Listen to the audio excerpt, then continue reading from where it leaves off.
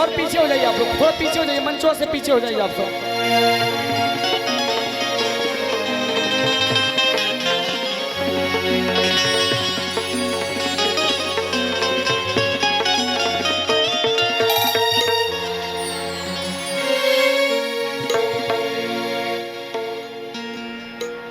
चंदा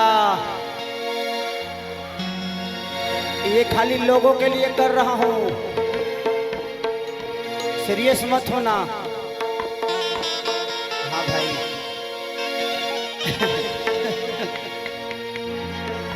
अच्छा बात है, तनी देखा ही बा एगो बढ़ा दे बता।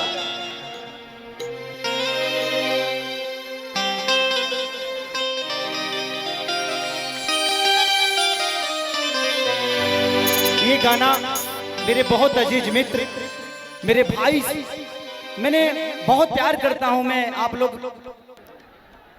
82 विधा देखे होंगे अजीत हलचल जी को। अजीत हलचल जी ने इस गाने को लिखा है। जी thank you thank you thank you. अच्छा चलिए,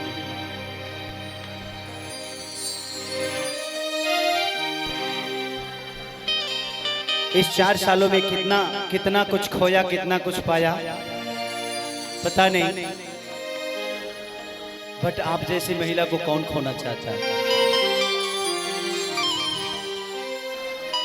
तू तो जिंदगी में यही लो समस्या के हाल बन के, हमेरा आँख में समैलू का जाल बन के।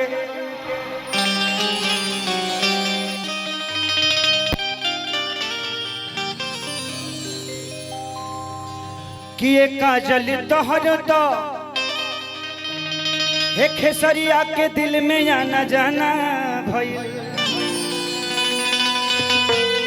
तोहके पाता नहीं खे पूरा बलिया दीवाना भइल।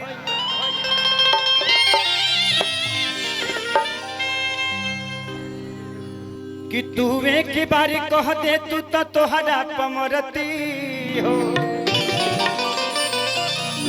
गवाही दी तेरा सड़क के धरती हो।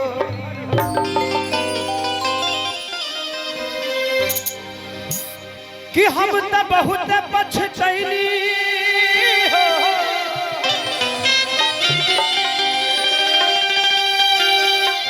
मिस कैनी तहरा साथ के, कहियो भूल लैखी क्रिया खा के कहीं भीरगुनाथ के।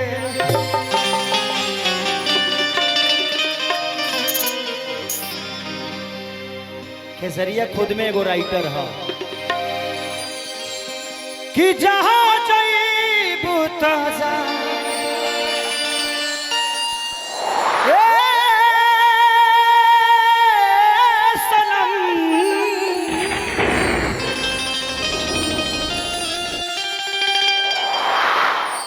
देखे जिंदगी भखा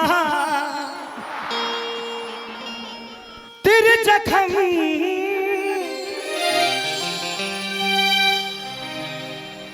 कि जनी सोचा हमारा बारे में,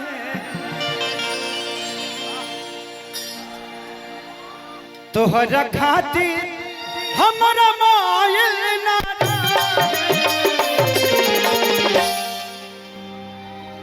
कि प्यार काल्हे परसो के काजिल न रहे।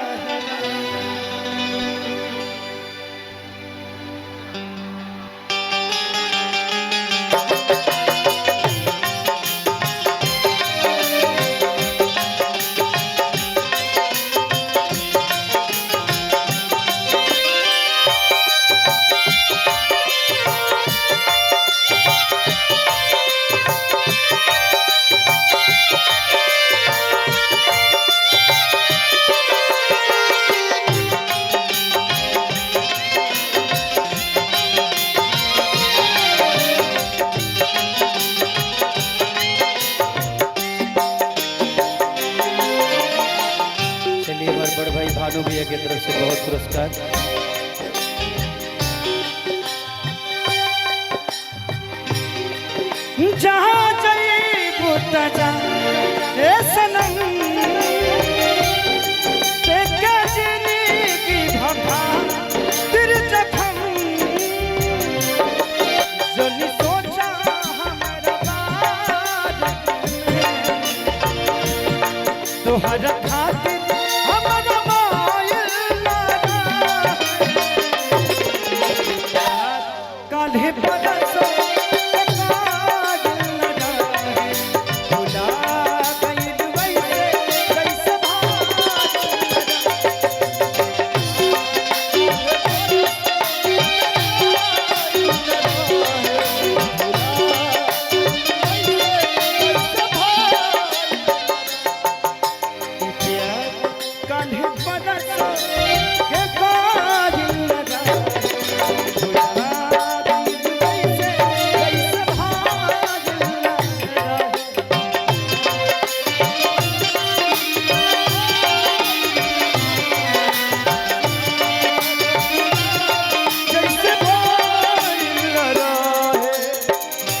गली में तेरा आना जाना था,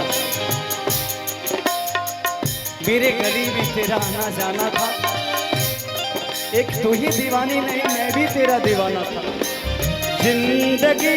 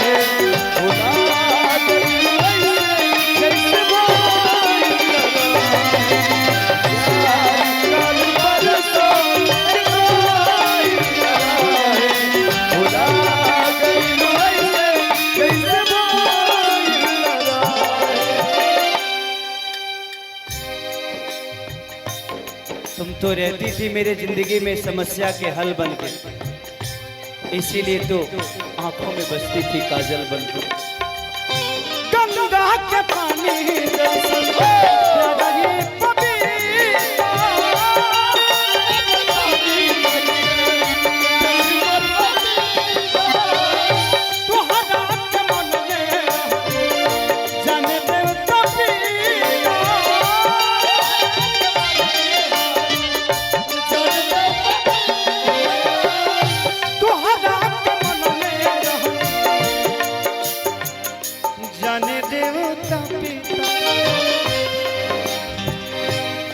तुझसे पगले केहू दिल में हमारा, तुझसे पगले केहू दिल में हमारा। सुनाया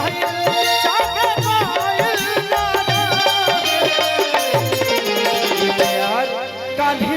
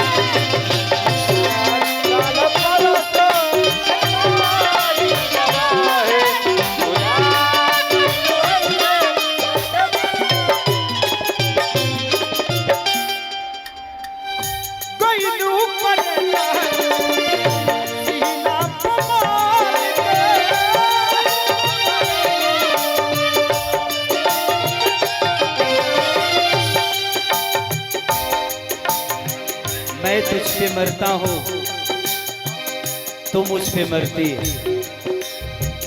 मैं तुझ पे मरता हूँ, तू मुझ पे मरती है। इसे मैं नहीं, ये पूरी बलिया की धरती है।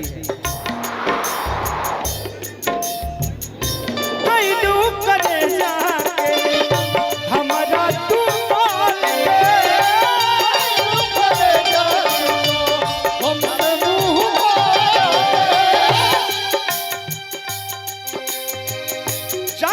दिल में बसा अजित हाल चाल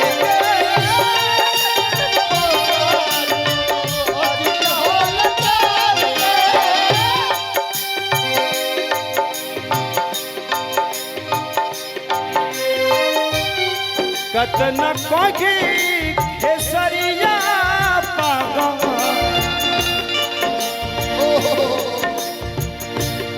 कतन कोगी खेसरिया पागा तोहरा बिना बगिया भइल ना यार कान्ही बड़ा दिल न जाए भुला गई वैसे कैसे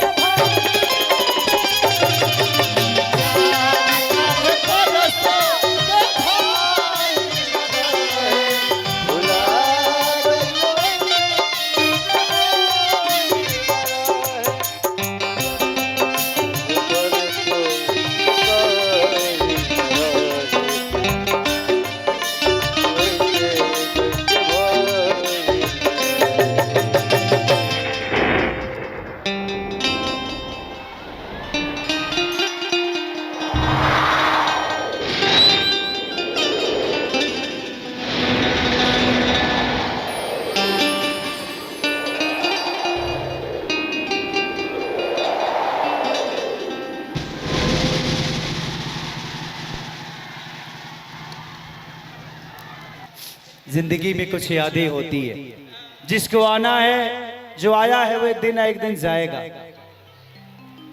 कुछ लोग समय से पहले चले जाते हैं, तुझे पता नहीं, ये मुझे पता है कि खेसारी तुमसे प्यार करता है, तेरे आने का आज भी इंतजार करता है। बट ये यादें हैं जो कुछ पल के लिए है, इससे आगे भी जिंदगी है। हम एक दूसरे को मानते हैं, आज हम एक बहुत अच्छे दोस्त हैं एक दूसरे के लिए। कभी प्यार करते थे, आज हम बेहतर दोस्त हैं। इसके बाद भी रिश्ते हैं ना, तो जिंदगी में एक रिश्ते से अगर किसी को पहचानिएगा तो शायद वो रिश्ता खत्म हो जाएगा। एक रिश्ते को कम से कम हजारों रिश्ते से तौल दीजिए, शायद वो रिश्ता हमेशा मजबूत हो जाएगा। तो इसलिए आज ये मेरी बहुत प्यारी दोस्त हैं और ईश्वर करे कि ये दोस्ती हम दोनों की हमेशा कायम रहे।